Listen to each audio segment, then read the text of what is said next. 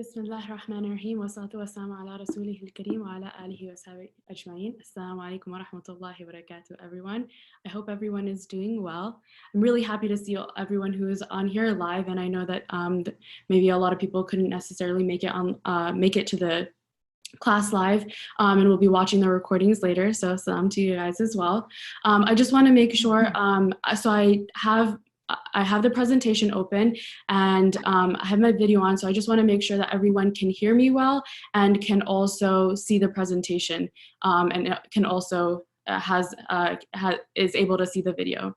So if I can get someone to you guys can type in the chat. Okay, awesome, excellent. Okay, jazakallah khair. Just to make sure, I mean, with all this technology and everything that so many people are using Zoom and other means online, I just always want to make sure and check to see that everything's working well, because who knows, like, can break up periodically. We have a lot to cover, alhamdulillah, today, and it's really exciting. Again, this is specifically meant for women, Ramadan prep for women. So I'm going to go ahead and jump right into it. I do want to make sure that just if you do have questions, feel free to put them in the chat. I will check there, but if you can make sure to mute yourself during the session, that way it won't cause any distractions or any any fuzziness in the audio. So we'll go ahead and get started right away. Bismillah ar-Rahman ar-Rahim.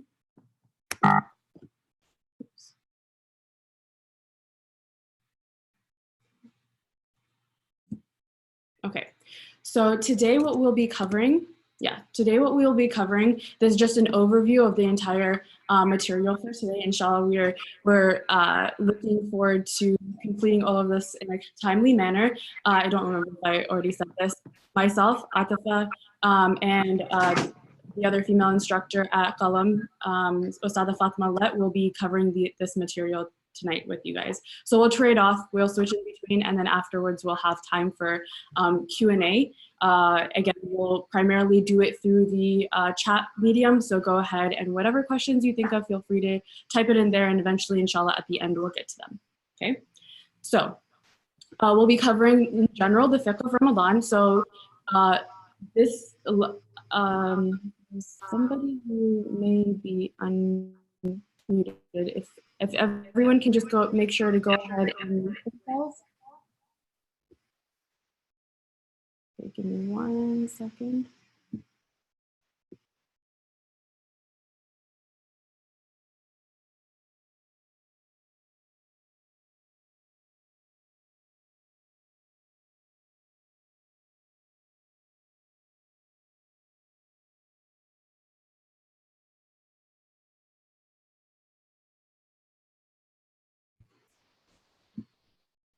Okay, so we'll be covering the Fiqh of Ramadan, just a very brief overview of it. Sheikh Abdul Nasser actually has taught a free class on Qalam Live just 2 weeks ago, or just actually the last week. So if you want to, I'm gonna be giving an overview, but if you want any more details on what he covered or what that material entails, please go and check out that video. That class is about 1.5 hours long, and he also did Q&A as well. So please make sure to check it out for all the details relating to the Fiqh of Ramadan. Number 2, Fiqh of Menstruation. We're specifically honing in on a woman-specific issue. Ustada Fatma will be covering that. She will also be covering on the advice on making up fast as well. Next, after that, I will be speaking about some recommendations for spirituality during menstruation, and finally Ramadan with one's family, how we can deal specifically with Ramadan in quarantine, being at home, and how to do that as a woman. Okay.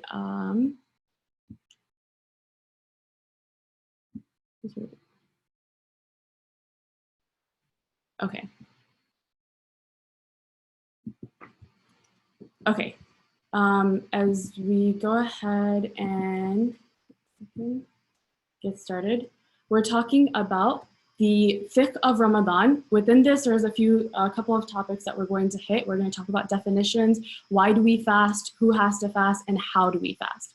Fiqh of Ramadan, so that word fiqh itself, it refers to law. Okay, so all of the legal laws and legalities related to anything, it's an entire field. And so specifically, we're going to be talking about the fiqh of Ramadan. Okay. So whenever we first start talking about any new subject, it's really important to define your terms. So in any science, and particularly in the Islamic sciences, there's always two types of definitions. We always talk about the linguistic definition, meaning that like literally what does the word mean if you like looked it in the dictionary outside of the Islamic legal context, and then technical definitions, meaning like what does it mean, what does this particular word mean for us as a Muslim. The two words that I'm going to define for us today, one second. Sorry.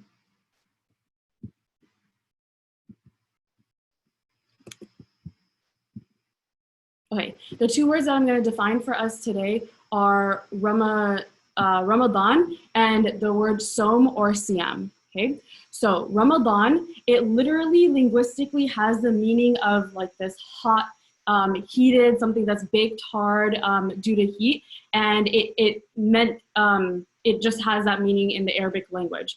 Technically, it refers to the 9th month of the lunar calendar. As Muslims, we follow the Islamic lunar calendar. It started with the Hijrah, the migration of the Prophet ﷺ and his companions from Mecca to Medina, and after that, that's when the Muslim calendar started. It's a lunar calendar, which means that it's based off of the moon, the cycles of the moon. So when there's a new moon, that's literally like the new month. Actually, the word month comes from the meaning of moon, from the word moon. There's every new moon, there's a new month. So if you hear any conversations about moon sighting and things like that, it's not actually just specific to Ramadan. It's just more so important to Ramadan because Ramadan is the name of the month when we start fasting, and people are more interested in the lunar calendar to know when they have to fast and when they don't have to fast. So just to specify, Ramadan, literally it means something that's heated up. At that time, or I guess, you know, Ramadan was known to be during the hotter months, and knowing that it comes in, you know, next week and in May, it's definitely in one of the hotter months for us as well. But technically in the Islamic realm, it refers to the 9th month, and it's the 9th month in the lunar calendar. This word som or siyam, I put it in slash because it actually refers to the same thing. Okay, so linguistically, literally, the word som or siyam refers to something to abstain. It literally means the word to abstain, meaning leave behind something. And we're going to talk about what that means. But in a technical sense, in the fiqh sense, in the legal sense, in Islamic sciences, som or siyam refers to the intention made in the heart to abstain from all the things that nullify fasting from dawn until sunset. Okay, so it's a very technical definition. Again, it has the word intention in it. We're going to talk about intention. It means to abstain from certain things, and we're going to talk about what those certain things are. And that is supposed to last specifically from sunrise to sunset. Okay, so this is what som or siyam refers to in a technical legal sense. Okay. Now that we've defined it, right, we simplify the word som or siyam into the English word fasting. We kind of don't like define it in that complete full definition of abstaining, so on and so forth. But we just call it fasting, and that's totally fine. Fasting is another word for abstaining, but it was important to define between the two. Now, why do we even fast? Well, first of all, we fast because it's something that Allah subhanahu wa ta'ala has told us to do. It's one of the 5 pillars of our religion, and so it holds a really high importance in our faith. How do we know about this obligation in the first place? Well, it's mentioned very clearly in the Quran. Allah subhanahu wa ta'ala says in Surah Baqarah, Surah number 2, Ayah 183, Ya ayyuhalladhina amanu, kutiba alaykumus siyamu, kama kutiba ala alladhina min qablikum, la'allakum tattaqun. O you who have believed, decreed upon you, meaning obligated upon you, is fasting, as it was decreed upon those before you, so that you may become righteous. What's really cool about fasting, about siyam or som, is that it's not something new or it's not a foreign concept. The concept of fasting is something that has literally existed since the beginning of time. Allah subhanahu wa ta'ala says that even before the Prophet Muhammad sallallahu alaihi wasallam, he came, and he was given revelation, and he was, the prophet of the last prophet of this the prophet of this ummah. Previous prophets before him, they all came with this idea of fasting. Fasting is a really important part of worship. Okay, and so that's what it's referring to when it says it's as it was decreed upon those before you. Now, what's the purpose of fasting? Allah subhanahu wa ta'ala very clearly says here, لَعَلَّكُمْ تَتَّقُونَ, so that you may become righteous. It's for you to become a righteous person. Fasting, we don't fast because it allows us to be more aware of those around us, or it makes us feel for those who are poor and needy and may not necessarily have as much food and drink as we might. It's not for the purpose of health reasons. It's not for the purpose of just a good diet or whatever. Those are benefits. Those are definitely like things that we can gain as Muslims from fasting, but that's not why it was done. There's a difference between wisdoms that and benefits that we can gain, and also the purpose of it. And so Allah subhanahu wa ta'ala is telling us the purpose here of fasting is so that you may become righteous. Okay, that idea of tattaqun, God consciousness, being more aware of Allah subhanahu wa ta'ala. In another ayah in the Quran, ayah 185, just a couple ayahs after this one, Allah subhanahu wa ta'ala also says that it's for us to become grateful. So gratitude is also an important aspect of fasting and an important aspect of Ramadan. There are also other benefits mentioned in the hadith, the narrations of the Prophet Muhammad sallallahu alaihi wasallam. Other benefits include that fast, sawmu junnah, okay, and that means that fasting is a shield. What is it a shield for or from? It is a shield protecting us from haram, impermissible things that would lead us to hellfire. So there's all of these benefits that Allah subhanahu wa ta'ala explicitly says about fasting. He also says, as-sawmu li. He says that fasting is for me. He says that it is an act of worship, and it's so virtuous that he doesn't even need to describe what the reward you will get. Just know that Allah subhanahu wa ta'ala says that you're fasting solely for me. You will be rewarded, and it's like an unimaginable amount of reward from Allah subhanahu wa ta'ala. So definitely there's a lot of benefits to fasting, of course, but it's important to understand the purpose as well. Okay. Now, as for who has to fast? I want us to pay attention to this slide, because this is the slide that's going to really help us understand a lot of the things that are going to come later with Ustada Fatima as well. So who has to fast? Obviously somebody who's Muslim. If you're not a Muslim, then you're not going to be interested in following these rules anyway. Somebody who's an adult, meaning that they're physically mature and capable of understanding what the rules and regulations that Allah has put down in general. Somebody who's mentally sound, meaning mentally capable of understanding the rules and regulations that Allah has put down. Number 4, somebody who is healthy, and I put again physically capable, meaning this is a person who has to fast. Now let's talk about this a little bit. So somebody who is sick, okay, somebody who is ill, and they don't feel up to fasting, then they are not required to fast. Somebody who is, has a regular sickness, whether they have a cold or whatever the case may be, that falls in that category. Also, somebody who has a chronic illness, meaning that somebody who has to, their illness, takes over their entire life. They may have to take medicine throughout the day. They're not physically capable of maintaining their fast. Those people would be people who are excused in some way, shape, or form.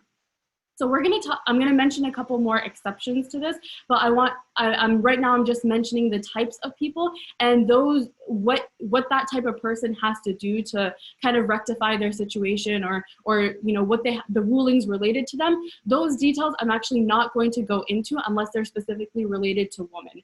If you want more details, definitely go to the Fiqh of Fasting slides and class that Sheikh Abdul Nasser had taught last week, and you'll be able to find more details there.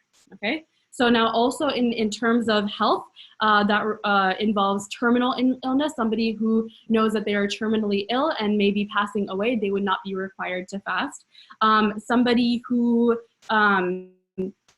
is pregnant, not that they are, that pregnancy does not mean ill, okay? Somebody who is pregnant and may fear any sort of damage, danger to their own health or the health of their child, they would not be required to fast during Ramadan. Similarly, someone who is breastfeeding, she would not be required to fast if she feels like she's not able to, she's not physically capable of it, and she would, or it would be a danger to herself or her child, okay? Again, all of these things, also old age is definitely one of these exemptions as well. Somebody who is too old and again, not physically capable of fasting. All of these people, it is very much dependent on the person themselves about how they feel about fasting, whether they can handle it or not. And then also you should definitely consult with your physician as well, your health medical doctor as well, to see if this, to get advice on whether it would be something that's recommended for you or not, okay? Number 5, somebody who's a resident. What does that mean? That means that somebody who is not traveling, okay? A travel has the option. They can choose to fast or not fast. It's totally up to them. If you are traveling, you have that option, okay? And there's no, oftentimes people ask me, well, what is better? What is better for you? That's what an option is. You have either option. You can choose to do whichever one you want. Lastly, the one that most pertains to this conversation, somebody who is free from menstruation and postnatal bleeding. So this refers, a woman who is experiencing menstruation or postnatal bleeding, she actually doesn't have the option. She just does not fast. Fasting is not something, she is totally exempt from fasting. The ruling of fasting actually does not apply to a woman who is experiencing these things. And in fact, obedience and worship to God would, if for a woman in this state, would be to not fast. It would actually be considered obedience and worshiping Allah and being God conscious if you follow this rule and not fast during your period of menstruation or postnatal bleeding, okay? And further details will be discussed with Ustada Fatima, okay?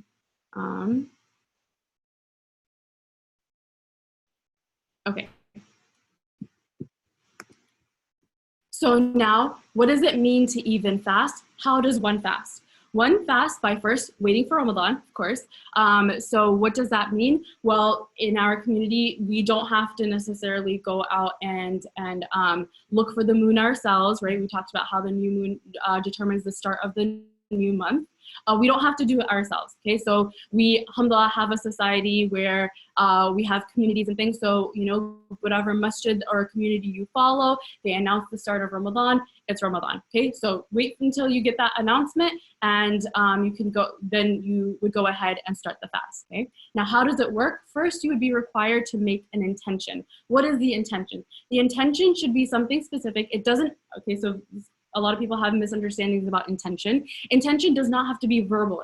It's not specific words that you have to say. It's an action of the heart, okay? So you just have to intend in your heart that you are fasting a fast of Ramadan, okay?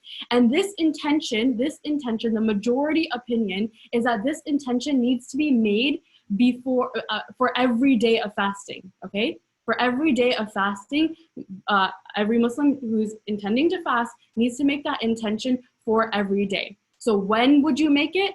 Anytime between Maghrib of the night before and Fajr the day of, okay? So anytime in that nighttime when you're not fasting, you would make the intention in your heart, I intend to be fasting the next day, and you go ahead and fast the next day.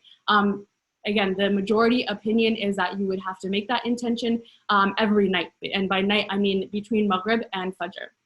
Okay, so now, number 3, eat suhoor close to Fajr. Suhoor is the name of the meal before the pre-dawn meal. Basically, the food that you eat right before you start fasting. So again, there's a lot of misconceptions about this as well. One, you should wake up for suhoor and try to have that meal. It's not ideal for you to stay up all night eating and then, you know, wake up right before Fajr ends and you know, just pray your Fajr then. The sunnah method, the recommended method of the Prophet Muhammad sallallahu alaihi wasallam is that he would eat that meal, wake up a little bit before Fajr, have enough time to eat some meal, enough to, you know, pull you through the day. Again, just, you know, just enough to pull you through the day. And then, you know, maybe have some time to, you know, pray some extra tahajjud, you know, some of the night prayers, and then the Fajr time comes in and go ahead and pray your Fajr. So it's ideal. You don't have to eat it like hours before. In fact, that's not the practice of the Prophet ﷺ. He recommended us as Muslims to eat the suhoor as close to Fajr as possible. Don't leave a huge gap, but make sure you do eat something.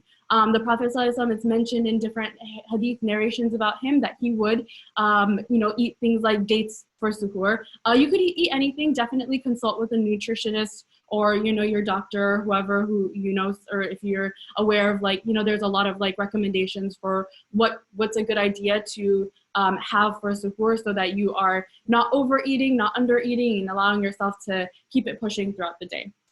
Okay, now the bulk of fasting, meaning from the sunrise to sunset, that involves refraining from eating, drinking, and sexual intercourse from sunrise to sunset. And I'm going to take a little bit of a pause here. When we're talking about fiqh subjects related to law, or just in general things about Islam, it's really important to be explicitly clear, but very appropriate. So especially when we're going to when Ustadha Fatima is going to be covering the subject of fiqh menstruation, she is going to have to go into detail, and that's because of the nature of the material that we're covering. Again, we will be as appropriate as possible, but that is the reason for the explicit nature of some of the words that we're using. We're not going to use any sort of abbreviations. We're not going to use any sort of slang or anything that would be inappropriate for the material of this conversation and for the respect for the material. But these are the certain things that absolutely need to be refrained from. You should not consume any food or drink or be involved in intercourse with your spouse during the fasting hours. There are other things to avoid during your fast. There's also a list of things that are not problematic to do during your fast. And again, please refer back to Sheikh Abdul Nasser's class to get those details. Okay, number 5, eat iftar right when Maghrib time comes in. Again, right when Maghrib time comes in, meaning right when you know, the sun sets and your Maghrib adhan goes off. So it's not more religious to delay your iftar. It's not more religious to pray Maghrib and then eat. Definitely the sunnah of the Prophet ﷺ, how has his practice and the recommendation is for you to eat something to break your fast a little bit. And I put a picture here of, you know, dates and water, because that was the Prophet ﷺ's his iftar, that he would either eat some dates, and if not dates, then water. Just something small to make sure he has something that he has consumed, and then he would go ahead and pray his Maghrib. But it's important to break your fast right when Maghrib time comes in, and do not delay it.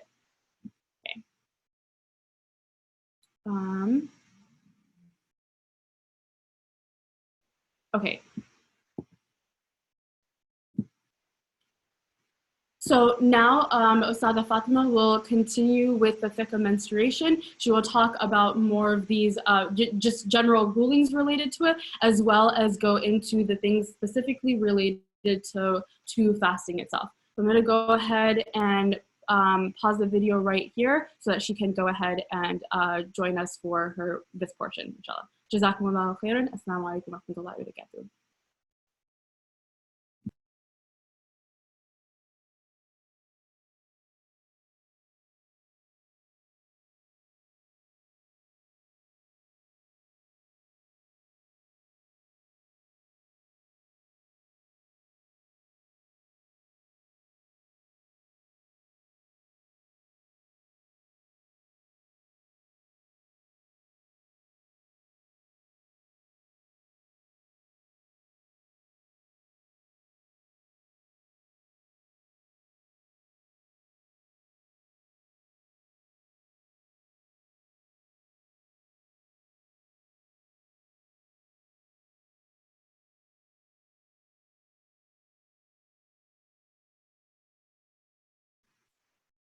Assalamu alaikum wa rahmatullahi wa barakatuh. Can everybody hear me well? Yes.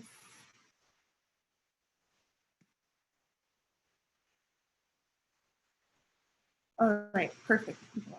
رب اشرح لي صدري ويسر لي امري واحلل عقدة من لساني يفقهوا قولي ربي زدني علما ربي زدني علما ربي زدني علما.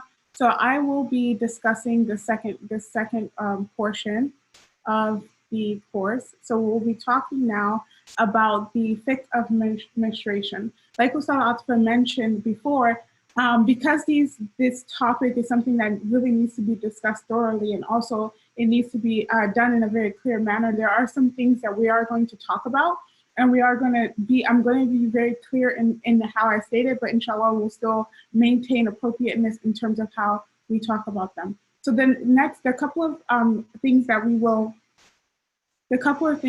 will be discussing is number one, terminology. The second thing that we will talk about is the minimum and the maximum days of menstruation.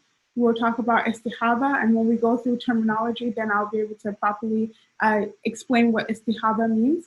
And then we'll talk about fasting post-menstruation. So it's still the month of Ramadan, and your period cycle is over. So now how do you get back into fasting? And then the last thing we'll talk about in terms of this particular section is making up the fast. Oh, and there's one more point that we'll talk about as well, what not to do when fasting. Terminology.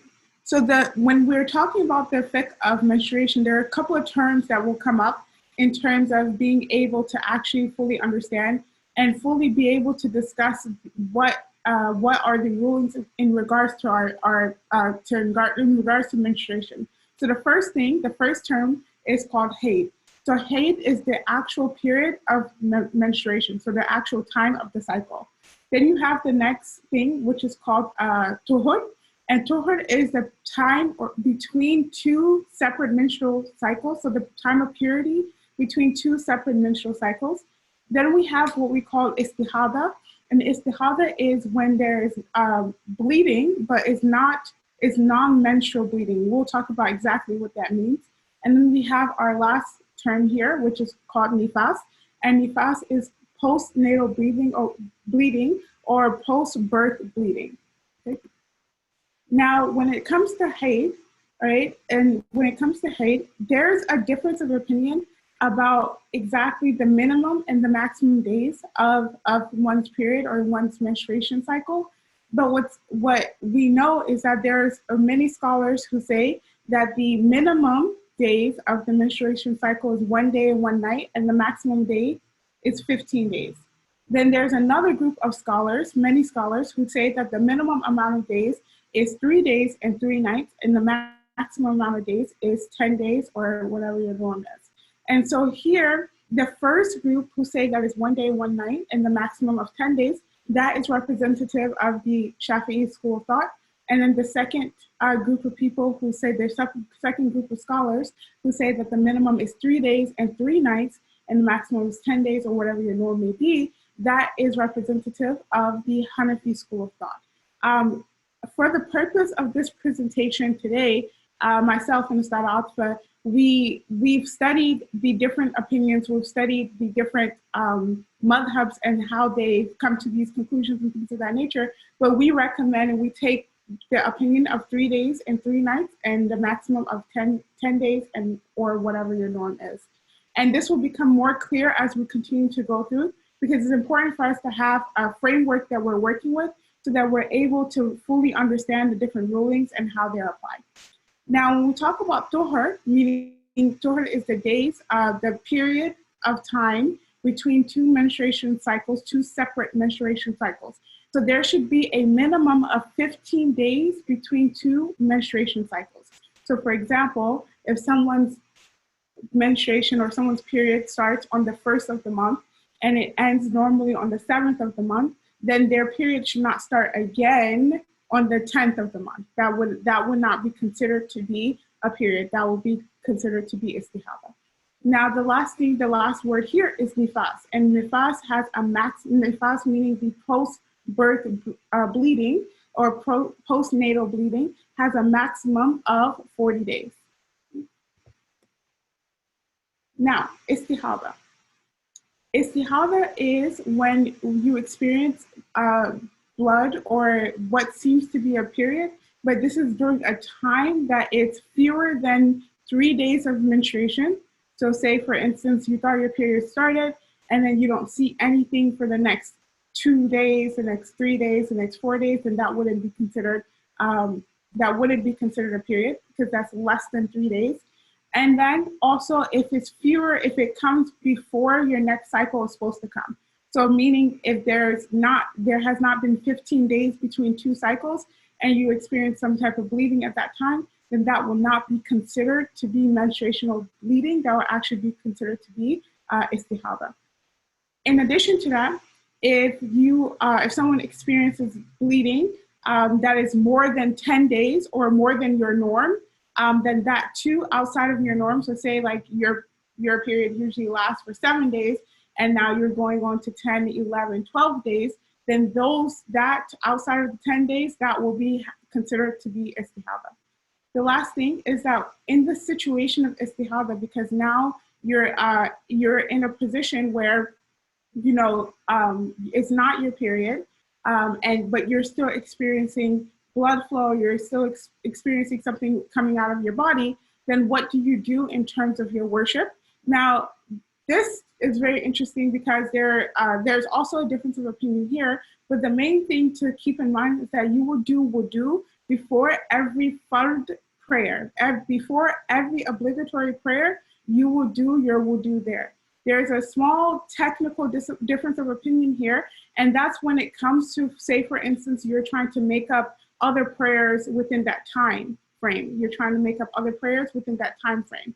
So the Shafi'i school of thought, they say that you should make wudu for every single prayer, as opposed to the Hanafi school of thought, who say that you should make wudu during every prayer time, meaning before every fard prayer. So in this situation as well, we would recommend that you take the opinion of doing wudu before every fard prayer, meaning during every prayer time, so that you're able to do as much ibadah in that time as possible. Now, and you should fast during this time. You do fast during this period. During the period of istihada, you do fast because it's not considered to be a time of your menses or a time of menstruation. Before we get here, I just want to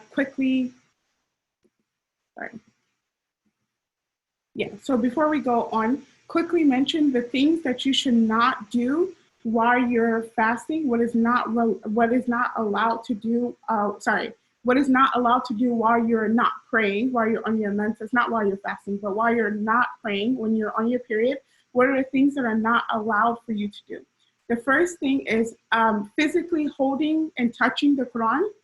If it's a Quran, a mushaf, meaning that it has just only the Quranic text in there, you should not hold it physically. You should not hold it unless you may have a barrier to hold it with, meaning some gloves or like a scarf or something, but you should not hold it with your bare hands.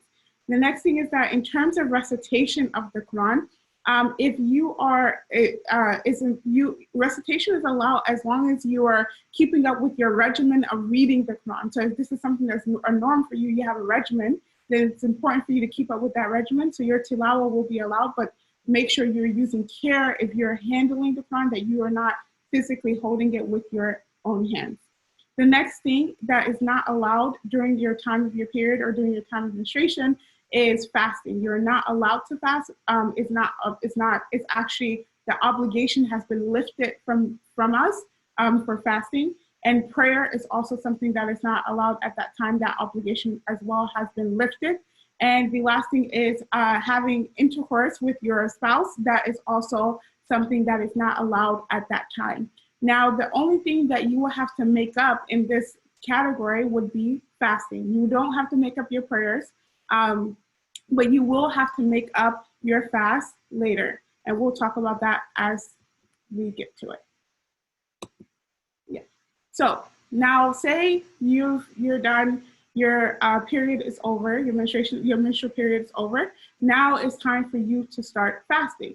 What's important is that, say it's the night before or the night before the next fast, and you're not completely sure whether or not you're clean. So there's like an awkward period time where you're trying to figure it out, you're trying to wait it out a little bit. It's important for you to make your intention the night before.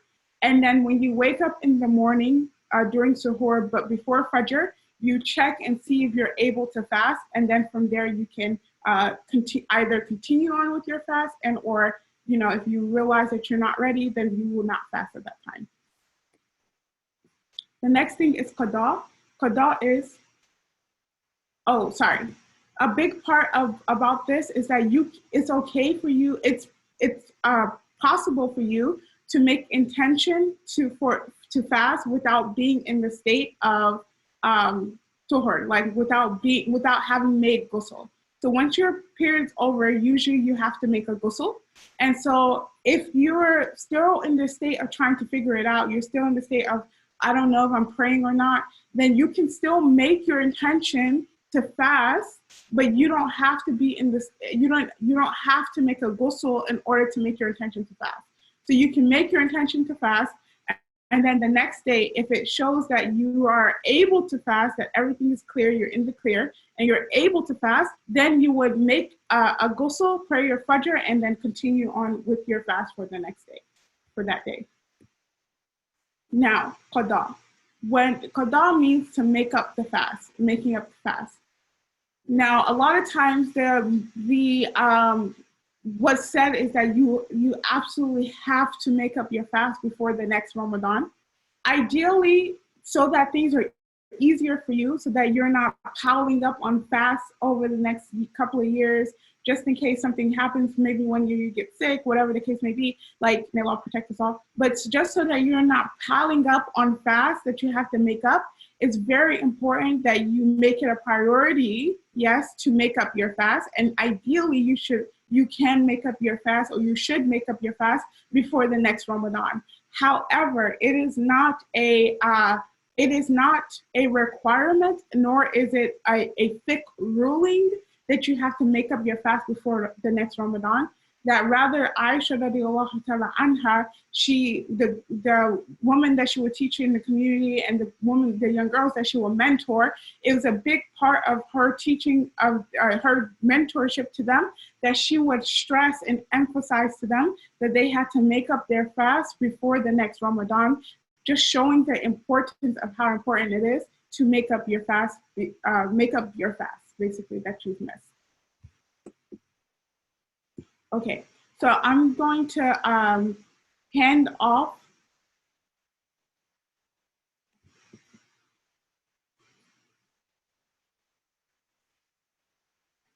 So say, for instance, someone who was pregnant and then they didn't fast that entire Ramadan, or maybe they missed a lot of days within that Ramadan, or somebody who was pregnant and then breastfeeding, or these types of things that you do have to, if you're pregnant and you're breastfeeding, or both, and you miss fast because of that period of time, you do have to make up that fast by fasting. But what's important is to make sure that you set a schedule in making up that fast, right? So for example, if you're somebody who wants to fast Mondays and Thursdays, then you would make the intention to fast Mondays and Thursdays, but also make the intention that these are days that you're making up this fast. Now, there is a slight difference of opinion here, where a majority of the scholars say that you cannot have an intention for a voluntary fast and a makeup fast, but there is a minority opinion that a lot of scholars choose, and our teachers have chosen as well, and what we've studied is that you can have the intention of a voluntary fast and a makeup fast and do that. So for instance, you would schedule that Mondays and Thursdays you will be making up your fast, or if there's some other days that work for you. But because things like pregnancy and breastfeeding, if you miss majority of that month, then you will have a lot of fasts to make up. It's very, very important to make a schedule for yourself that is doable, even if it becomes to be once a week, or maybe even if you can only do once a month. But it's important for you to try and make up all of those fasts, because those are fasts that we would owe to Allah subhanahu wa ta'ala. So we will have to make those fasts up. The next section, I'm going to hand it off to Usada Atfa. She will talk about spirituality during menstruation.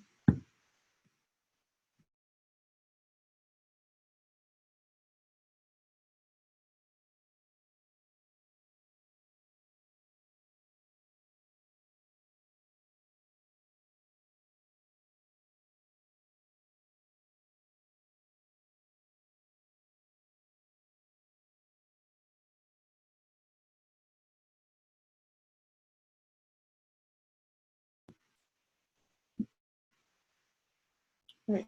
Bismillahir-Rahmanir-Rahim. We'll be talking now about spirituality during menstruation, specifically during Ramadan. Ramadan, just in general, it is just challenging, right? It really tests a lot of a person. But then specifically, there's like that spirit of Ramadan. Everybody's fasting. Everybody's, not right now, but like typically in the past, like everybody would be praying the masjid together, and there was that like community feel to it, and there was just that like spirit of Ramadan that allowed for a lot of like religious activity to become easier. Now, for a menstruating woman or a woman who is experiencing, postnatal bleeding, or for otherwise is not able to fast during that time, it can just in general be a little bit difficult. How you get into that spirit of Ramadan when you're not fasting or you're not praying, because those are the two main things you're not able to do during your menstruation. But those are also the two main things that people start emphasizing during Ramadan, both whether it be the fast or praying Taraweeh, or if not Taraweeh, then just extra prayers, or just that emphasis on prayers that there usually is. So how do we maintain this, the spirit of Ramadan? How do we maintain our spirituality during these moments of menstruation, or these times when a woman is not able to fast? There are some recommendations that we're going to talk about. So firstly, there is a list of what not to do, okay? So what's interesting here is that what's on this list is just in general, actually, in fact, for the person who is fasting. These are things that are considered makruhat. Makruhat means disliked things to do while fasting. So in general, there are things that are disliked for a person to do in life, but particularly in Ramadan, and these are things that we can hone in on when we talk about what to do as a woman who is not able to fast during Ramadan. What other things can she focus on? So in general, we know that lying there's a prohibition to lying in general, but specifically in Ramadan, it's something that we should avoid doing. There is it's a very severe sin, and that sin only is more so emphasized during the month of Ramadan. If we take a step back and understand Ramadan a little bit, Ramadan is an extremely blessed month, and what that practically means is that this month is full of blessings, meaning that good deeds get more reward for it, and things that are we understand as sins would be something that we should very much put an emphasis on in ourselves to refrain from. So that's why you'll look at this list and might say, okay, well, I recognize that these might be things that I'm supposed to not be doing in general. This is more so just an emphasis on making sure that you kind of consciously put it in your mind that you're going to try to avoid these things. So lying is definitely one of them. Similarly, backbiting, right? Again, it's a very severe, major sin. It's compared to eating the flesh of one's dead brother in the Quran. So it's something that we should definitely avoid in life, but particularly during Ramadan, it should be avoided. Number 3, fighting. Okay, fighting with other people, and again, doesn't necessarily have to be physical fighting. That is, you shouldn't do that either. But in general, just fighting, and that could just be have that aggressive attitude towards other people. That includes cursing, name calling, emotionally abusing, verbally abusing, physically abusing somebody else. There's a hadith in Sahih Muslim that Abu Hurairah radiallahu anhu, a very close companion of the Prophet sallallahu alaihi wasallam, he mentioned that when any of you get, and this is again, we said that this list is a list of what not to do even for a fasting person, so this hadith is related to that, that when any of you gets up in the morning in the state of fasting, you should not use any sort of obscene language or do any sort of act of like ignorance. And if somebody tries to start a fight with him, slanders or quarrels with him, you should say, I'm fasting, I'm fasting. So just keeping that spirit that even though we're not necessarily fasting during this time, it's important to keep that spirit of Ramadan to avoid this type of bad behavior. Number 4, complaining. In general, that's like bad attitude, right? Like it's important to, even though it may be difficult, make sure that you don't have a bad attitude, particularly in this month of Ramadan.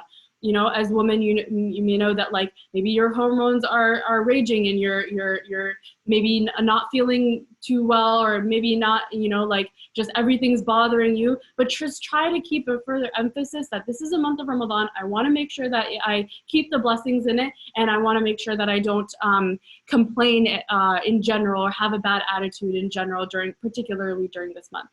Now, number five is a bit of a sticky point, okay? Eating in front of fasting people. Allah subhanahu wa ta'ala, for a woman who is experiencing her menstruation or her postnatal bleeding, Allah subhanahu wa ta'ala has given the allowance for a woman to not fast during that month. So nobody's saying that she should fast or even pretend to fast. This is more so an adabi point. This is more so a point of etiquette that one should have with other people who are fasting. We're not talking about going away and hiding and sneaking away or pretending that you're not fasting. This is more so just out of courtesy for a person who is fasting. If they're, especially, you know, we're in quarantine, we're in close quarters with each other, we're around each other all the time.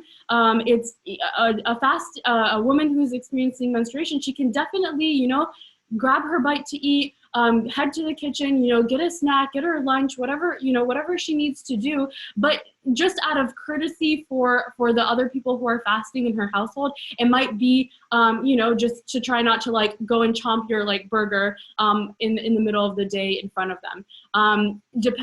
People have asked this question about what about telling younger kids or their kids about, you know, why one is not fasting or eating. That obviously that depends on the maturity of the child based on what kind of conversation you want to have with them. If you want to just, you know, say something as simple as telling your family that, or telling the young kids in your family that, you know, there are certain days in the month that you know, your mom or sister, whoever, doesn't fast, and that's allowed by Allah subhanahu wa ta'ala. That's totally fine. If they ask further questions, they are asking for further details, that's to your discretion of how much you want to explain. But being very clear that from my experience, it doesn't seem to be very problematic to just say, you know, there are certain days during this month that, you know, a woman doesn't fast, and that's okay.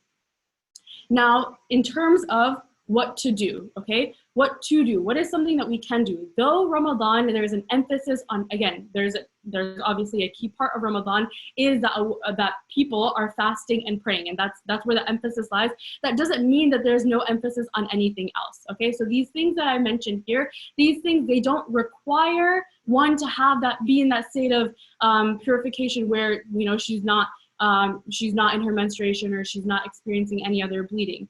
So dhikr and dua, meaning remembrance of Allah subhanahu wa ta'ala, and the dua, the supplication that you have towards Allah subhanahu wa ta'ala, that doesn't require any wudu. You don't need to be in the state of spiritual, you know, in the state of physical purification to be able to do that. You get up in the morning, you can make duas. There's certain duas that you say that when you are done using the restroom. There's certain duas that you say, you know, before going to bed at night. Definitely capitalize on this time of Ramadan to focus on making dua, making dhikr, remembering God. An easy thing to do is, you know, there's the app, the Fortress of the Muslim app, or everybody, most people have the little booklet in their house, the Fortress of the Muslim little book that has a lot of du'as. This is a beautiful time to go through that book or go through the app, download it for free. It's available. Of recommended du'as to make at certain times. You know, you can't pray. That doesn't mean you can't spend that time saying your subhanallah 33 times, alhamdulillah 33 times, Allahu Akbar 33 times. This is an excellent time to ask for forgiveness. Repent to Allah subhanahu wa ta'ala for any mistake that you've done. Nobody should leave Ramadan without having asked for forgiveness for all of this, all of the, you know, mistakes and sins and that they have committed. Again, these don't require any wudu. So, again, to kind of clarify, look at the recommended du'as that are in these apps. That means they're du'as that the Prophet Muhammad sallallahu alaihi wasallam himself has made. Utilize these like very virtuous times of the day to make du'a. whether it be in the morning time, after Fajr, around sunrise, right before iftar time, after Asr, making du'as during that time. Make sure that you're asking for forgiveness. Send salawat on the Prophet sallallahu alaihi wasallam, saying sallallahu alaihi wasallam, and also use this time to make your personal dua. The first recommendation was more so things that have been written down that the Prophet sallallahu alaihi wasallam himself did, but also this is the time that you have to make personal duas. It doesn't have to be in Arabic. They just have to be sincere. This is the time for you to have a conversation with Allah subhanahu wa ta'ala, saying, whatever you're looking for, whatever you need at that time, whatever, just talk to Allah subhanahu wa ta'ala. Doesn't require, there's no prerequisites to talking to God. So make sure that you utilize your time for that. Number 2, serving. Okay, this has a very broad definition to it. And again, keeping our current times in context, we can be creative in a little bit in what that means. So there's a hadith in Jami' al-Tirmidhi narrated by Zayd bin Khalid al-Juhani that the Messenger of Allah sallallahu alaihi wasallam said, whoever provides the food for a fasting person to break his fast with, then for him is the same reward as the fasting person, without the reward of the fasting person being diminished in any way, shape, or form. Meaning, so you can't fast, you really want the reward of the fasting person, go ahead and serve food for those who are fasting, maybe the other people in your household, in your family. You get rewarded for that. If not in your own household, then maybe see if you can provide food for those, the poor and needy who may not necessarily have any food. In general, sending food for your neighbors, sending food as long as you've taken the proper protocol to make sure it's like, you health-wise, you've taken the proper protocol, but there's no harm in sending food for those around you. Just being kind, being generous, serving others, give charity. That's definitely a huge part of taking advantage of your Ramadan. Number 3, Ustadha Fatima had mentioned about this particular rulings related to handling the Quran, and she specifically mentioned that a mushaf, a copy of the Quran it has just the Quran in it and doesn't have anything else. That's something that women who's menstruating shouldn't hold. But if it has any sort of translation, a translation of the Quran, there's no sort of prerequisite in holding it. You can definitely use this time to read a translation of the Quran. You can use this time to listen to Quranic recitation. Inshallah, just plugging this in, inshallah, every night of this month of Ramadan, qalam students and teachers are going to be reciting a juz per night, inshallah, a section of the Quran every night, and going through the explanation. So listening to lectures like this, listening to Quranic recitation, whatever, pick your reciter. There's hundreds of them. Pick your favorite reciter and listen to some Quran every day. Listen to Quranic lectures, lectures on tafsir. Read a little bit on the Quran on your own, whether it's tafsir or explanation of the Quran, or even just reading a translation. This is Shahru Ramadan alladhi unzila fihi al-Quran, right? This is the month that the Quran was revealed. So a very important way to capitalize on the blessings of this month is to interact with the Quran. And there's a number of different ways that we can interact with the Quran.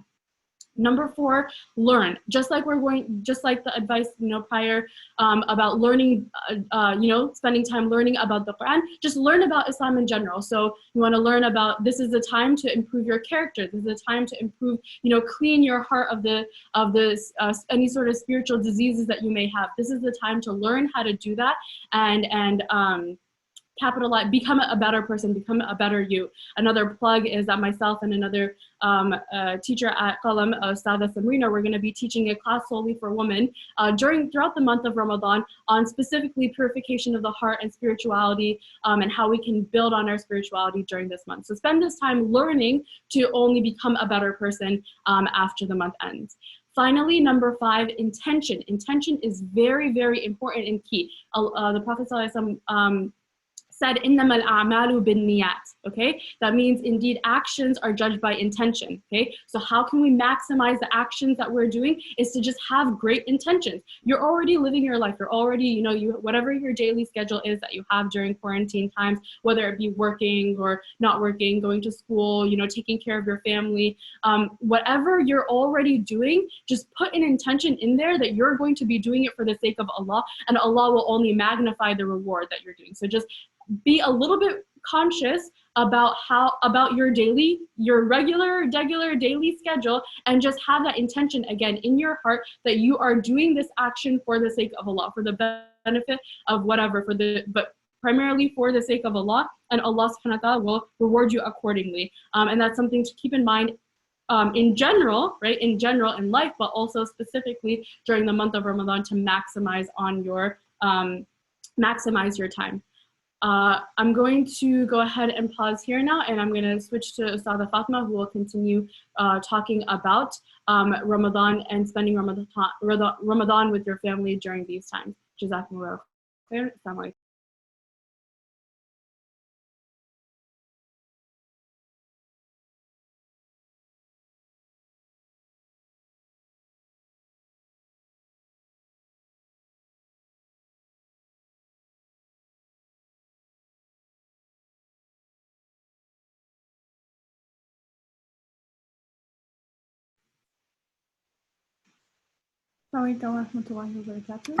Okay, so now we're going to go on to talk about Ramadan with one's family. What's very interesting is that a lot of times when we think about Ramadan and we think about, our families and like being at home and a lot of us have a lot of responsibilities in terms of, a lot of us have a lot of responsibility in terms of the preparation for suhoor, preparation for iftar, or just different things, cleaning up around the house, or if you have kids, like managing kids, taking care of them. And what's different this time is that now everybody's going to be home. So everybody will be home, inshallah, everybody will be together. And that just comes with a little bit more responsibility. It's a blessing, but it comes with more responsibility. So how do you maintain your Ramadan spirit? And how do you not kind of just get so caught up in the everyday life that you in Ramadan feeling like, okay, man, I didn't really accomplish what I wanted to accomplish, or I didn't really get the spiritual benefit that I wanted to get. So first thing is that, similar to what Ustad Asfa covered just previously, it's important to do things, to talk about what not to do. So the very first thing is that, sometimes when we're fasting and things of that nature, we're already being deprived of food. So we're already in a mood there, and then there's so much to do around the house and stuff like that. Then you just want to ignore everybody in the household. You just don't want to talk to nobody. You don't want anybody to talk to you. Don't ignore the people in your house, okay? Do not ignore the people in your household. Yes, we're going to talk about taking out time for yourself and making sure you're having your personal ibadah, but it's important to make sure that you are not ignoring the people in your household. The second thing is that don't try your best to organize the day in the household in a way that you're not spending the entire day running after everybody, running after the kids, running after, like making sure you're doing this, making sure you're doing that. Yes, you have responsibilities, but at the end of the day, you don't want to end off your day feeling as if you've just been taking care of everyone else and you didn't have any time or ibadah for your own self. Because then that will create some type of annoyance where you then end up in point number one, ignoring the people in your household. The last thing is that, being at home, everybody's in very close proximity to one another. The thing that happens the most when you spend a lot of time with each other is a lot of bickering, fighting, and arguing.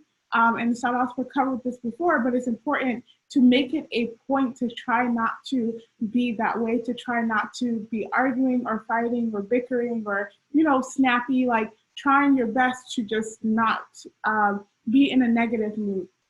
Now, when it comes to like family and what to do with the family, especially during Ramadan, now it depends on kind of how your family structure is, meaning like, it depends on if you have kids or not. It depends on, like, does your parents live with you? Like, who are you living with? Do you live with your parents? It depends a lot on the different dynamics of the household. But one thing that is very important is that it's important for you to do ibadah together. It's important that if you're praying, because we just talked about, periods and things of that nature. So now you're fasting, you're praying and everything. It's important that as a family, you make all your prayers together as a family. that you guys are eating meals together as a family, like you're breaking your fast together as a family, you're getting up for suhoor together as a family. You make these times, these ibadah times, as a time to do it together with the whole family. If you have small children, there are a lot of resources online that help in terms of, like, teaching the kids the importance of salah, teaching kids how to do adhkar, things of that nature. And if you have older kids, this is a good time to rebuild that relationship. And it's a very, very good time to be able to, instill that prayer, continue to instill that idea and that reality of salah being important and things of that nature. Now, if you're somebody who does not have kids but you live with your family, that this helps in building that bond together with your family and being able to sit down and do dhikr afterwards and just kind of really do a lot of ibadah together. The next thing is, when it comes to Ramadan, a lot, even though we're abstaining from food, it revolves around food, if we're being completely honest, because you wake up and you're ready to prepare for what's going to be for iftar that night, or whatever the case may be. You can also make meal prep time, family meal prep time, so you can give everybody a job so that it's not overwhelming for you. Give everybody a job, that this is your job, this is what you do, this is what you do, this is what you do. And that will help in building the family bonds. The third thing is that the reason why it's important to include everybody in everything else is because now that there's more hands doing more things and you guys are spending time as a family, all this stuff, it's important for you to also have your own personal ibadah time. And you figure out when that time could be. Some people actually flip their schedules in Ramadan, especially where they, may have the kids go to sleep a little later and they'll stay up past the kids' bedtime until suhoor time and have that little time for ibadah and things of that nature, and then go to sleep after Fajr, and the kids will sleep longer because they, stayed up all night as well, or majority of the night as well. So flipping your schedule may work in that way, but you want to make sure that, you spent a lot of the day serving your family and being with family and things of that nature, that you want to have some personal ibadah time where you can be able to get the goals that you set forth done. The next thing, number 4, is that in order to achieve those goals and in order to achieve the things that you want to do, it's very important for you to create a schedule. And it doesn't have to be a schedule that's so tight that you feel like you have no room for mistakes or no room to navigate through the schedule, but rather creating a schedule that when you'll have time, so that you can be able to schedule in your time for personal worship, personal ibadah, and you can also be able to stay on track with your different goals. So say, for instance, this is the Ramadan that you want to read more Quran, and you're used to reading a page a day or half a page a day or whatever the case may be. So you make sure that in your schedule, you say that my schedule is that every single day after Asr, and whenever after Asr happens, I'm going to read a page of Quran at that time. Now, having a schedule means that you know that you're free and available at that time, so you will be able to stick to that time.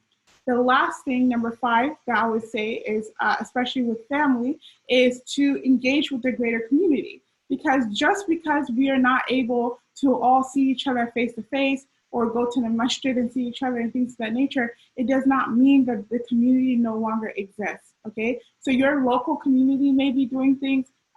For example, there's a community in Atlanta called RCM, and they're conducting, bi-weekly, or I think every week, virtual iftars with families. And so it's cute. It's something that they're gonna do over via Zoom and things of that nature. So get in touch with your local community, see what your local community has to offer, and then also keep in touch with your greater community, because this is a part of the family as well. So for example, Sada Atfa mentioned that Qalam will also be doing their Quranic reflections and things of that nature throughout the month of Ramadan every single day. That can be a good family time thing to do. That, okay, as a family, we're going to sit down, we're going to watch this, and then if there are even discussion points that you guys want to discuss as a family, or just ask each person, what did you get out of that? What is something that really hit you? What is something that stuck with you? That will help in solidifying everything that you've learned. So make this time a time to really engage and build bonds with your family, and really be able to, take your spirituality and take your family's spirituality to the next level, inshallah. I'm going to invite Sada Atfa back up here, inshallah. One 1 second.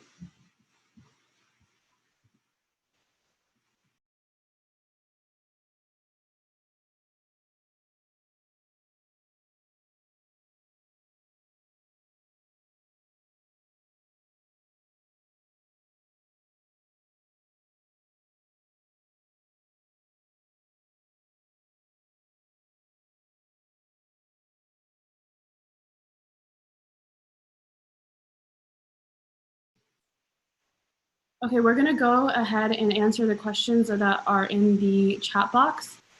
Okay, so let's start from the beginning.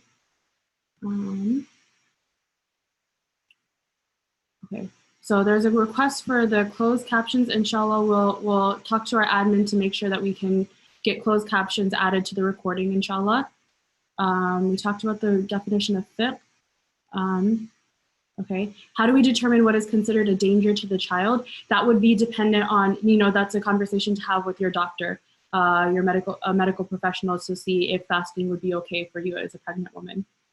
Can we make up days of missed fasting in the days before Ramadan? Yes, you can make up your missed fasting in the days before the days of Ramadan. You can make it up any time of the year. Is having suhoor count as an intention? So in and of itself, technically no. Intention is a action of the heart. So I mean, there are intrinsically understood tied, but they're not. But they are two separate things. Suhoor is a meal, and an intention is an action of the heart. So just make sure that you're consciously. It's more. Somebody could be like, I don't know, sometimes I wake up early in the morning and I'm not very awake, I need to have, I should be making my intention in a very conscious way. Maybe that happens at suhoor time, but it doesn't have to be. Okay, you talked about making up fast for Ramadan.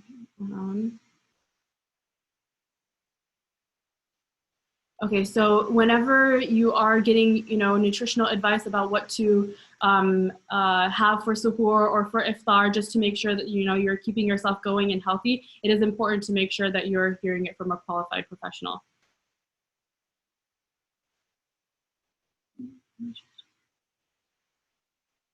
Okay. In terms of making up fast, it is important to keep track of which days that you've missed. If it's been years of missed fasting or months of missed fasting, whatever the case may be, do your best to try to guesstimate. And then, like Ustada Fatima suggested, go ahead and do your best to create a schedule for yourself. In terms of, okay, so I paid my fidya, but I also need to make up the 30 days of fasting? So there's a difference of opinion. There's a group of scholars, one group of scholars say that the fidya will be sufficient to be able to make up for those fasts during the pregnancy, that was missed during pregnancy. But then there's another opinion that actually says that the woman has to actually make up those fasts. And we would say that you should, the majority opinion says that you should make up the fast actually. So in that case, then you would make up those fasts. And the fidya would not be considered. And the fidya would not be considered a fidya. It will be just a charity. Mm-hmm.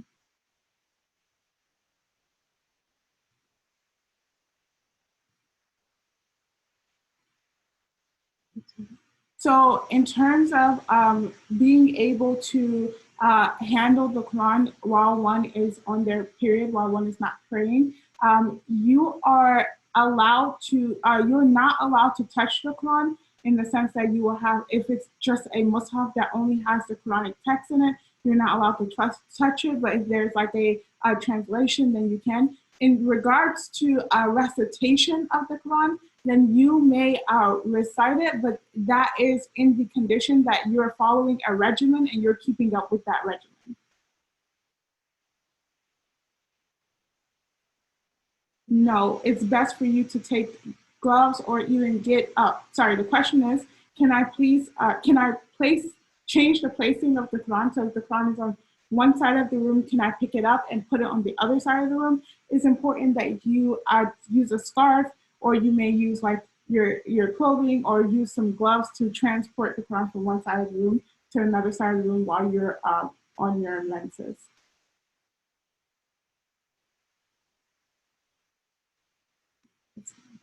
It's so there's another question. The question is that is ghusl required before you are able to make the intention of fast? Ghusl is not required before you are able to make the intention of fasting. You can make the intention of fasting while you're in the state of impurity, but you're now trying to figure out whether or not you're clean or not. And then from there, the next day, you're able to see whether or not you're clean. It's also not required for even beginning the fast. Yes. But just know that when the fast begins, it's also Fajr time. So you obviously need to make sure that you have ghusl, be in that state of purity to pray your Fajr. Yeah.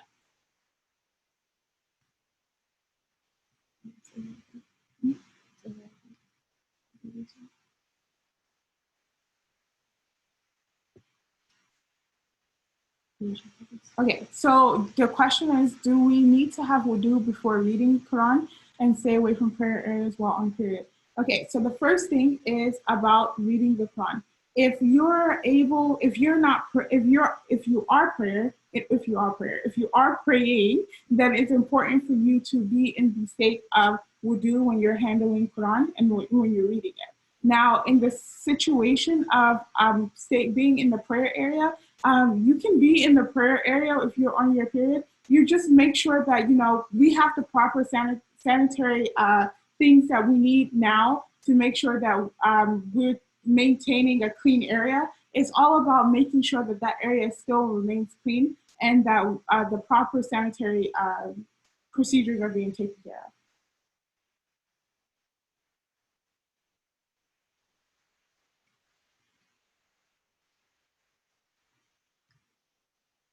Do you have to break up the words in the Quran or read it in a different way when you're reading the Quran? No, you do not have to break up the words or read it in a different way if you're on your period. Again, if you're following your regimen and you're maintaining that regimen, then it will be okay for you to recite the Quran.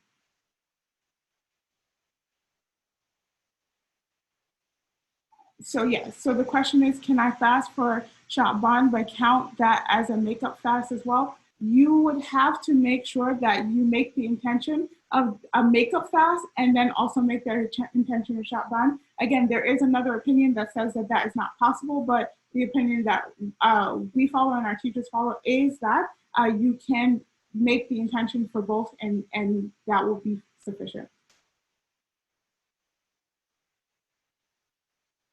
Will the fast be counted if your period comes 5 minutes before Maghrib Adhan? This is a really good question, and unfortunately, that fast would not be counted. You would have to make up that fast in the event that your period comes right before Maghrib prayer comes in. You would have to make up that fast. But know that Allah subhanahu wa ta'ala is rewarding you for your struggle, and Allah subhanahu wa ta'ala is definitely taking into account that this is something that happened, and He's not leaving us hanging. This question of what is ghusl, sorry, this will be my first Ramadan. Well, welcome. Welcome to the Ummah. We're very excited that, Ramadan is a very beautiful and blessed time. As for what ghusl is, it is the ritual bath of purification. We didn't delve into it because there's a lot of legal rulings related to that. So definitely take a class or inshallah, maybe that's something that we can provide on a fiqh, the legal rulings related to purification. And that's something that you would learn there to make it relevant to the subject that we're talking about here. It is the shower, the full body shower that one takes after they have completed their menses, their period, or their postnatal bleeding. The question about can you feed people to replace the makeup of fasting? No, you cannot. No, you cannot. If you're required to make up your fast, that's the way it needs to be done.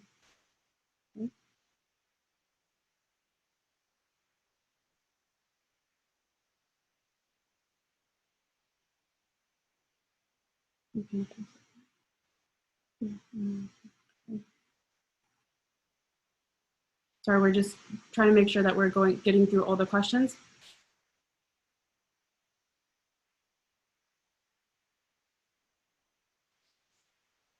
Yeah.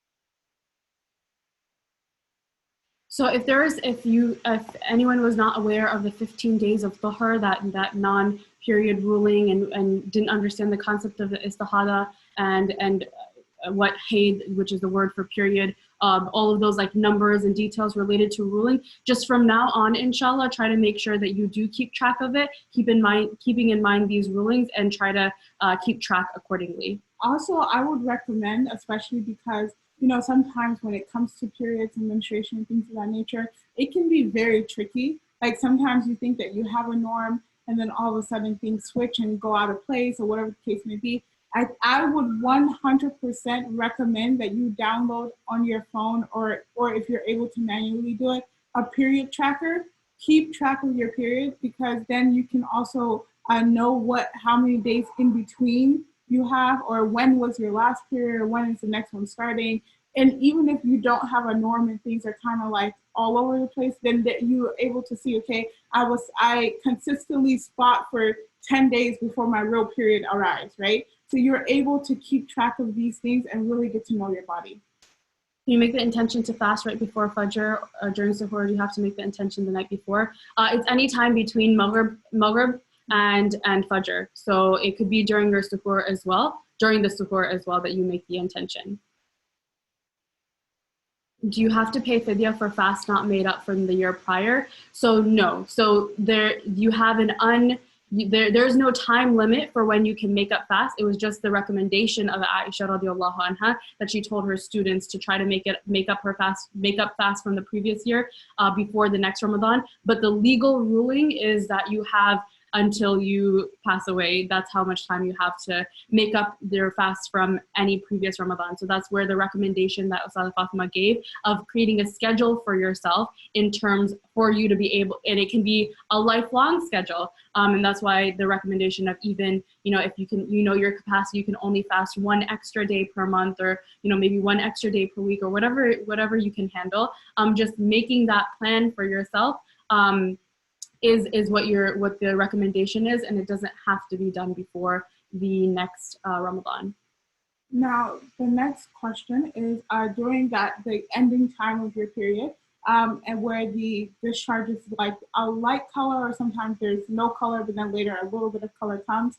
Would you have to break your fast to make up that fast? So say for instance, at Fajr time you checked and everything was clear. You checked and there was no color. Then you started to fast, and then you went back and you checked before Dhuhr or whatever the case may be. And then you did see some color, and you know it was like a slight color. In that case, you would have to break your fast and make that fast up. So if you, just like the answer for if your fast, if you saw that you saw something right before Maghrib time, if you see anything, any bleeding in your period actually starts in the middle of the day, your fast does break. There's not necessarily a particular process as to what you do when your cycle starts in the middle of the day. It's just that your fast is broken. You're not fasting. You are welcome to eat or drink or whatever the case may be. And again, just with the proper etiquette and things like that. But your fast is broken, and then you can go ahead and participate in the other acts of worship during that day. The question is, you stop eating at the time of Fajr? Yes, correct. You stop eating. The fast starts at Fajr time, so you can eat up until Fajr.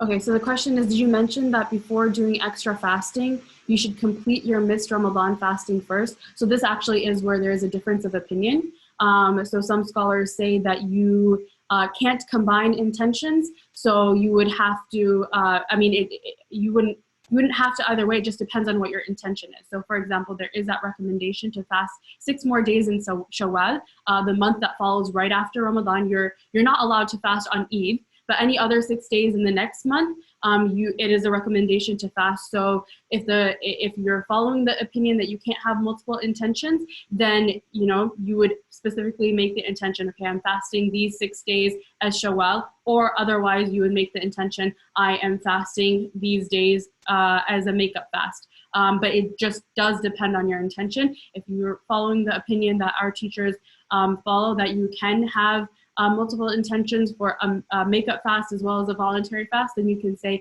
this day of Shawwal that I'm fasting, I intend for it to be included as one of my makeup fasts, as well as one of my, one of the recommended Shawwal fasts.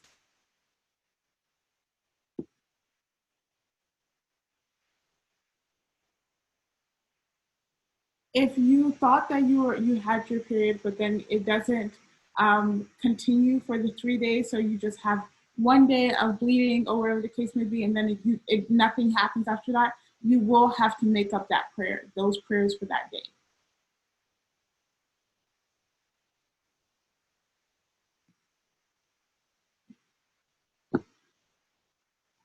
If you're reading Quran on your phone, it's still important for you to pull up a Quran on your phone that has the translation as well, so that just to maintain the etiquette of reading Quran and making sure that you're not touching the actual words of the Quran, even if it's on your phone.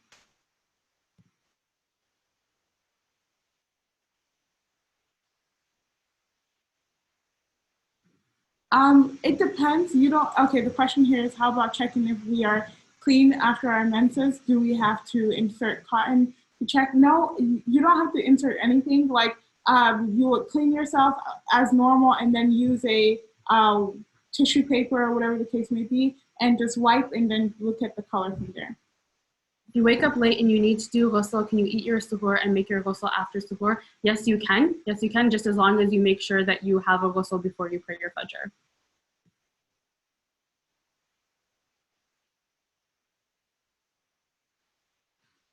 If you expect your period to end but still have spotting at fajr, can you fast and then make ghusl once spotting stops, as long as it is before maghrib? Okay, so for you to start your fasting, you have to be absolutely sure that your period has concluded. You cannot start your fast in the state of menstruation. Okay, you cannot start your actual, meaning if at fajr time your fast cannot start in the state of menstruation. So if you're sure after fajr you are still not fasting, you would make your ghusl, and you're now able to pray, but you're not fasting for that day, and you would have to make up that day. So your fast itself doesn't start until you are sure you are clean, meaning that you're sure that you're not on your period anymore, and then you still are required to pray after you make your ghusl, and then you would just make up that fast another day. What do you mean by a regimen when reciting Quran while on your period? What that means is that, say for instance, because of the month of Ramadan or whatever the case may be, you're making an intention that every single day you'll read 1 page of Quran. Now, when your period comes, then it will still be permissible for you to recite the Quran in that time, because you have a regimen of reading that 1 page every single day.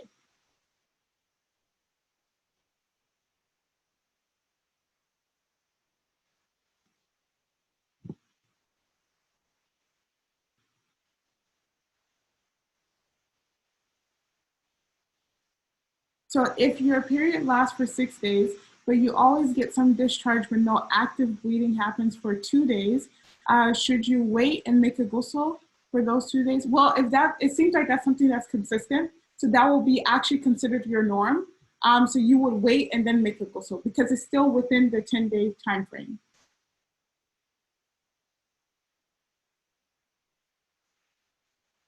Is it necessary to start fasting from 2nd day of Shawwal, or on any day of Shawwal one can start to fast? It's the recommendation, so the 6 days of Shawwal, it's any 6 days in Shawwal. It doesn't have to start from the 2nd day. You can start any day.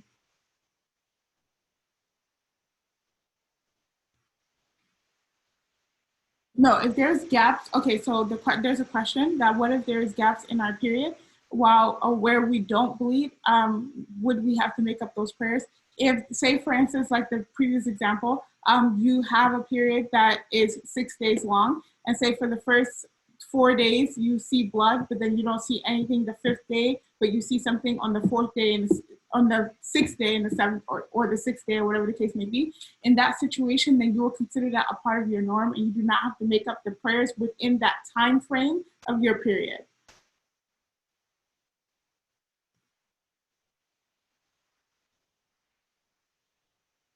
Okay.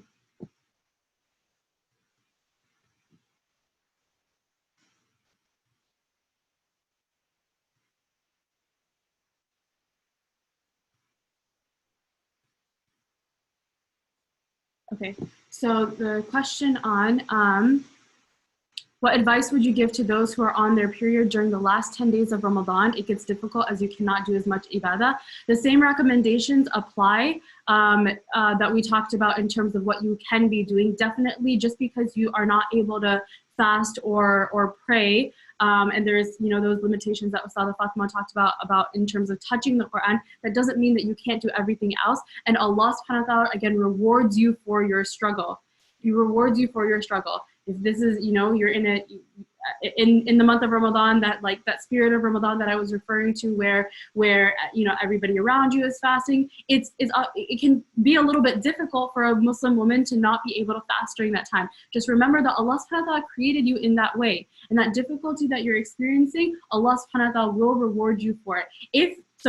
One of the beautiful things, we understand that Allah subhanahu wa ta'ala is so merciful, okay? He's so merciful, and if something is your norm, or you would have done it, and then there's something that blocks you from going ahead and performing that norm, you are rewarded as if you are fasting. That's why I emphasized at the beginning that you not fasting is actually your worship.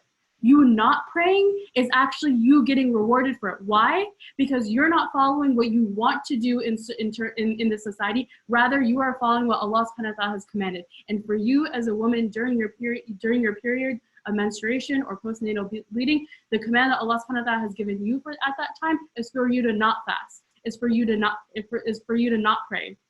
And so you get rewarded actually for not fasting and not praying. So in terms of, not feeling it, just know that Allah subhanahu wa ta'ala is very merciful, and He takes everything into account and rewards you accordingly.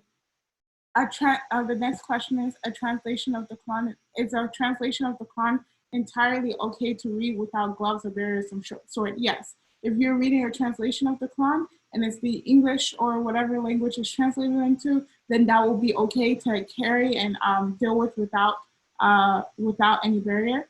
The next question is, can we hold a mushaf with the scarf and recite it during our period? Yeah, if you have a regimen, you can hold the mushaf with the scarf or some gloves and you can read it. It doesn't necessarily mean that you have to read it on your phone, but if that's more comfortable for you, then you can read it from your phone. If following up on the questions,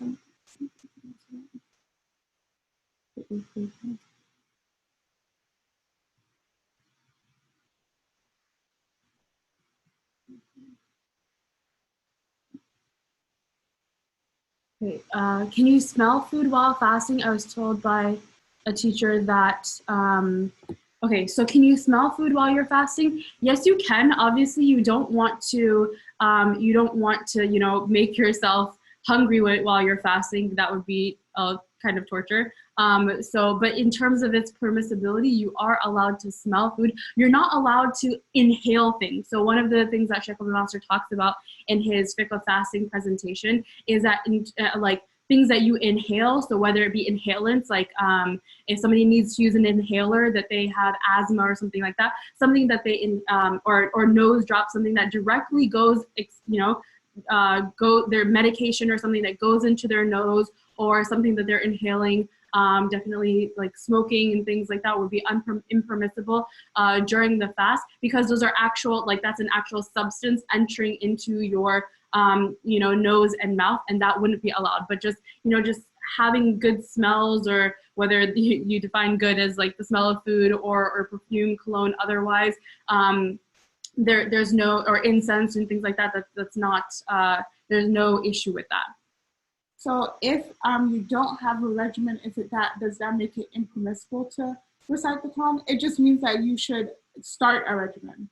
You should start a regimen so that you're able to do it even when you're not praying. And that's important because, you know, like if you are not someone who reads Quran normally, then when you're not praying, you know, it's better to stay away from it. But we should all be people of the Quran, and we should all strive and work hard to create a regimen, even if it's just 2 ayats a day. You should try to make that a part of your life. Okay, so the question about when prepping iftar meals, can you taste as long as you do not swallow and clean your mouth after? So that list that I mentioned of what not to do, that's actually a little bit of a longer list for someone who is actually is fasting, and tasting is actually one of the things that is mentioned on the dislike list. Basically, to summarize, you shouldn't do anything that compromises your fast. It doesn't explicitly break your fast, but because because as long as you're being careful and things like that, but it's definitely on the list of things that are disliked, okay? That it would be not recommended to do if you have the opportunity to avoid it. Avoid tasting food. If you're like a chef at a restaurant, the rulings are a little bit different. If you're just cooking for the people in your household, I don't know about you, but at least anybody I know that cooks during Ramadan, their food always tastes better during Ramadan. So bank on the barakah of the month, and inshallah your cooking will be good. And try not to do anything that will compromise your fast. Okay. So okay, so we'll go ahead and stop here, inshallah. There were a couple other more involved questions, but we'll go ahead and stop here. Jazakumullahu khairan, subhanakallahumma wa bihamdik, nashhadu an la ilaha illa ant, nastaghfiruka wa natubu ilayk.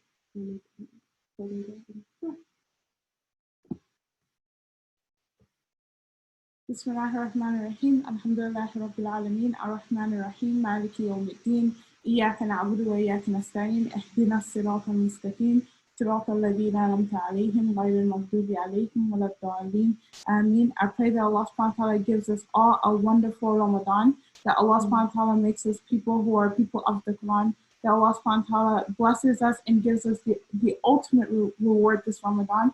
I pray that Allah subhanahu wa ta'ala accepts from each and every one of us, that those of us who are not feeling well, that Allah subhanahu wa ta'ala cures them, and those of us who are in good health, that Allah subhanahu wa ta'ala keeps us in good health. Allah subhanahu wa ta'ala makes our families well and keeps our families in good health as well. Subhanakallahumma wa bihamdika, nashhadu an la ilaha illa anta, nastaghfiruka wa natubu ilayk. Jazakumullahu khairan. Assalamu alaikum wa rahmatullahi wa barakatuh.